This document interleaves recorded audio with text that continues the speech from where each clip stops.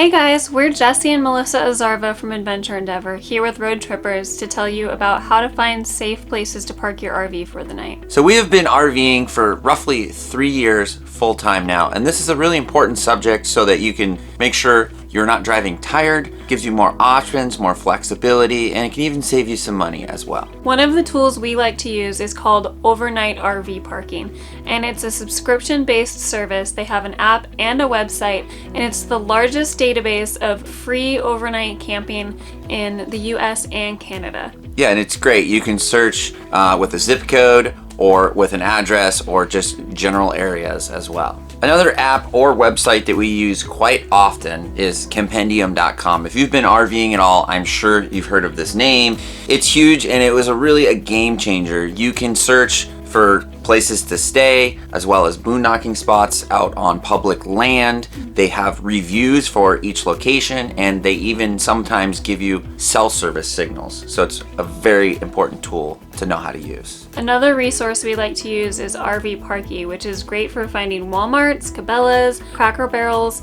things of that nature for a really quick overnight stop. You can write reviews and read the reviews that other users have put down there for the specific locations. Yeah, lots of times when we're making miles and we just want a quick night stay, that is the go-to app for us. One final app that we like to use, not as frequently, but it has definitely saved us a few times, is called iOverlander. These spots typically tend to be a little bit more off the grid, kind of smaller rig friendly, not as great for big rigs, but we do use it periodically and it's quite great. People leave reviews, people will sometimes mention cell phone service and stuff like that. It's just another nice tool to have in your arsenal. All right, so now that you've found your spot, you're ready to sleep, you pull up to your Cabela's, your Walmart, your Cracker Barrel, what have you, you're gonna wanna go ahead and speak to the manager inside just to confirm that you're legally allowed to stay there. And it's always good to patronize the store as well. Buy something that you need for your RV, buy groceries at Walmart, whatever. Don't just go ahead and trust the app. Just confirm so that way you don't get a knock in the middle of the night when you're sleeping and you're told to leave. And it's just a good way to be very respectful. Yeah, and you never know if a local ordinance maybe has recently changed and the reviews on whatever app you've been using are slightly out of date. So always a good idea to confirm with the manager just to be really respectful and give RVers a good name. So typically, once we get permission, we'll go ahead and get set up. And by meaning getting set up, that means getting parked off to the side, being out of the way, normally next to grass or bushes or trees, and normally towards the back or wherever the manager asks you to park.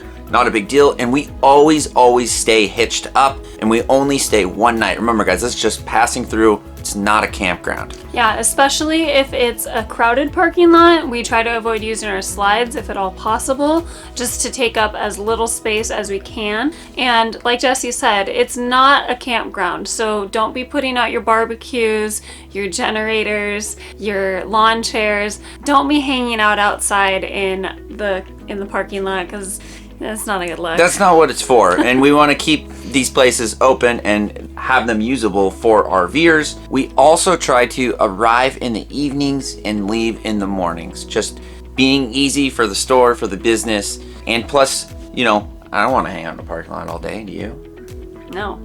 So we're going to give you a few additional safety tips because this is all about finding safe places to park your RV overnight after all, right?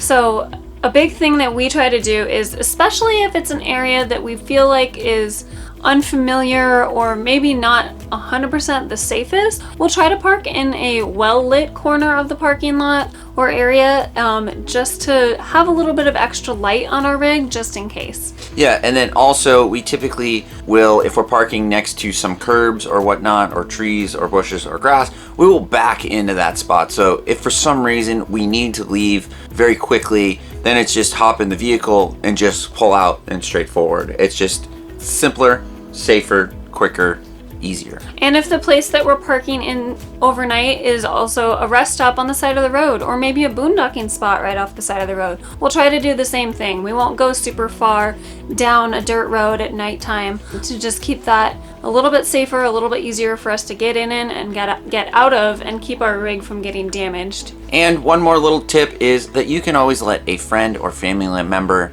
know where you're staying. Gives you peace of mind, gives them peace of mind, and It's nice for everyone. Okay, so just a little recap. We are Adventure Never, Jesse and Melissa. There are multiple apps that you can use to find these spots. They all have pros and cons, and they all are extremely important when you're trying to find safe overnight parking in your RV. Those apps are Overnight RV Parking, Campendium, iOverlander, and RV Parky. Those are the 4 that we use the most commonly. Thank you so much for allowing us to share this with you, and we hope you learned something new.